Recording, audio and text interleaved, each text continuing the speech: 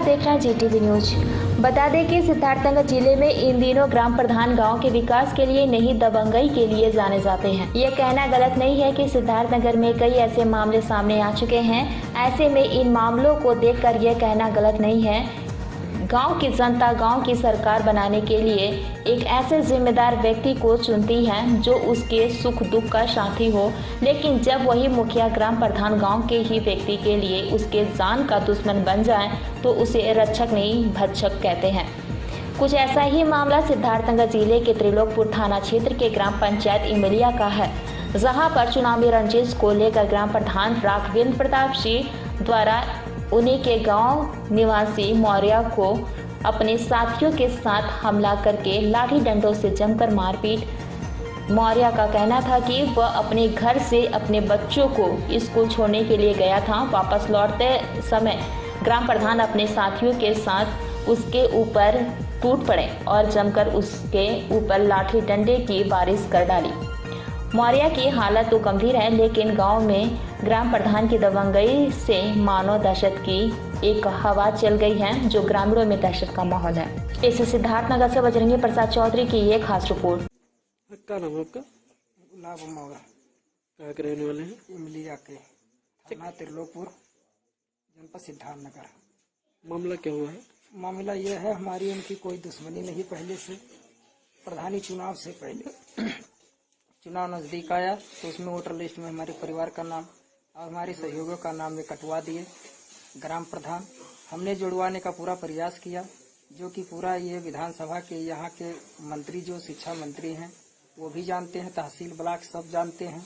उसी बात को लेकर चुनाव में इनका सपोर्ट नहीं किया। उसी बात को लेकर आए दिन कई बार ये जान से मारने की धमकी दे रहे थे। हमने अभी 28 तारीख को मैं अपने रिश्तेदारियों में गया था, वहां से अपने बच्चों को लेकर आया, घर ड्रेस पहनाया, फिर बैग लिया, यहाँ से गया, रोड पे बस आया, बस को मैंने फोन किया, लेट हुआ। प्रधान जी रास्ते में बैठे थे जाते समय। फिर जब बस आया, बच्चों को बैठा के वहां से निकले तो वहां पर दिनेश मौर्य भी साथ में थे हमारे। उनको भी कहा बेटा चलिए घर खाना ना खा लिया जाए। कहें ठीक है चलिए चाचा जी। रास्ते में एक नसरुल्ला भाई हमारे हैं जो घर के सामने वो खड़े हुए थे, इटवा जाने की बात हो रहा था। उसी जैसे गाड़ी हमने रोका, उधर से शिव प्रसाद सिंह जो कोटेदार हैं गांव के, एक गामा है जो प्रधान जी के घर पे रहते हैं, वो हमेशा गुंडा पाल के रखते हैं। प्रधान जी भी मौके पर थे, जैसे पहुंचे जैसे लाठी डंडों से मारना पीटना शुरू कर दिए। नसरुल्ला भाई साहब कहें कि घर में छिप जाओ। नसरुल्ला भाई को पकड़ लिए, उधर दिनेश को पकड़ के रख लिए। फिर हमने घर में गया, घर में घुस गए। इनकी फतुआ घर में थी, मैं उनके रूम में छिप गया। उनका दरवाजा खोल के वहां मारना पीटना शुरू कर दिए। मैंने फोन किया तो कहीं एक नंबर कहीं डिफरेंस हो गया तो सुल्तानपुर पकड़ लिया। फिर हमने प्रयास किया थाना त्रिलोकपुर फोन करने का एसओ साहब को, तो वहां फोन घंटी गया। फोन उठने से पहले ये हमारे सर पे लाठी मारे, जिससे मोबाइल छीन लिए, यहाँ मार के गिरा दिए। किसी तरह में भाग के छत पर गया, वहां मारना पीटना एकदम शुरू कर दिया। हमारे एकदम चलना मेरा एकदम वो हो गए थे। फिर हमने यही सोचा कि यहाँ से अब जान मेरा नहीं बचेगा। मैं उस महल से मैं नीचे कूद गया। ये लोग फिर नीचे घर में से फिर रोड की तरफ भागे। फिर मैं धान की खेती है, वहाँ इतना पानी भरा हो कमर भर, वहाँ से स्कूल के पीछे भागते हुए घूर वहाँ रोड के बगल में वहाँ गिर पड़ा।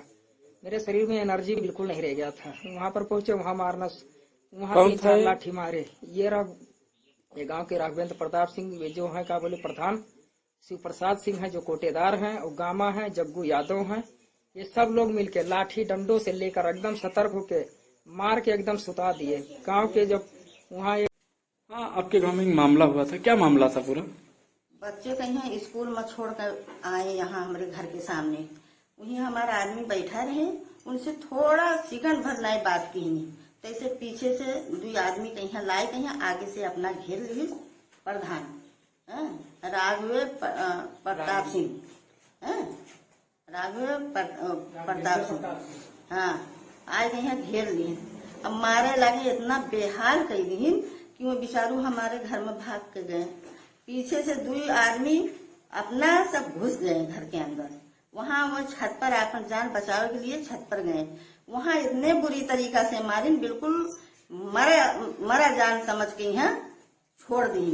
एकरे बाद में यहाँ से फिर बोला मार मारो मारो, जितना मार पाओ उतना मारो, मार दो खत्म हो जाए जान से। इतने में वो कूद पड़े और कूद के यहाँ जाए तो वहाँ रोड पे यहाँ कुल घेर के मारे लगे। अब उधर सब लोग पब्लिक लोग रहे, बचाए नहीं। हाँ, क्या नाम है आपका? अवधराम। अच्छा, क्या मामला हुआ था आपके गांव में? सर हमने देखा तो मार होते हुए हम बिजली लाने के लिए गया था, वहाँ से देखा कि कोई खदेड़ रहा है, वो कोटेदार। तो हमने वहाँ जाकर सामने खड़े हो गए, वहाँ भी मारे तो मैं वहाँ पहुँच करके हाथ से लाठी पकड़ लिए। कौन मार रहा था और किसको मार रहा था? कोटेदार गुलाम मौर्य को। और कौन कौन था? प्रधान थे और वो कोटेदार था। गामा गिरधारी मौर्य, गुलाम मौर्य का छोटा भाई। मेरे भाई को ग्राम प्रधान राघवेंद्र सिंह अपने गुंडे साथियों के साथ आज 3-4 दिन हो गया जानलेवा हमला किए। आज के 4 महीना पहले वो जान से मारने की धमकी दिए थे, एप्लीकेशन भी पड़ा, हमने आश्वासन दिया था। और उसके बाद आज परसों 3-4 दिन हो गया बच्चे को छोड़ने आए थे, छोड़ने के बाद आए थे नसरुल्ला के घर पर रुके, उनको जानलेवा हमला किया और पूरी तरह से जान से मारने की कोशिश की, उनको अधमरा कर दिया मारकर। हमने एप्लीकेशन दे दिया, 4 दिनों के भी कोई सुनवाई नहीं हो रही है। प्रशासन आ रही है, अपने स्तर से काम कर रही है, लेकिन कुछ नहीं कर रही। वो आ रही गांव में घूम कर चली रही, वो चारों गुंडे अभी मारकर और गांव में घूम रहे हैं। अभी प्रशासन कोई सख्त कार्रवाई नहीं कदम उठा रही है।